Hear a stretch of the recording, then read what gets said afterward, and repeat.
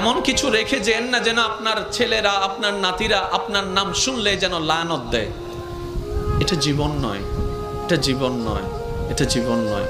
এমন একটা জীবন বানান যেন আপনার মৃত্যুর সংবাদটা শুধু আপনার পরিবারের মুখে চোখের মধ্যে মলিনতা আর অশ্রু আনবে না, শুধু আপনার আশেপাশে পরিচিতরা পর্যন্ত বলবে, আহ আফসোস, আজকে একজন নেককার বান্দাকে হারিয়ে ফেলেছি, আজকে একজন মায়ার মানুষকে হারিয়ে ফেলেছি, আজকে একটা মমতার মানুষকে হারিয়ে ফেলেছি। যেভাবে সিদ্দিকে আকবর দুনিয়ার থেকে যাওয়ার পরে জগৎ কান্না করেছে, ফারুকে আজম যাওয়ার পরে জগৎ কান্না করেছে, ওসমান ও আলী যাওয়ার পরে জগৎ কান্না করেছে, ইমাম হোসেন কারবালায় শহীদ হওয়ার পরে 2005 সালে চট্টগ্রামের মানুষ পর্যন্ত কান্না করছে। আল্লাহু আকবার।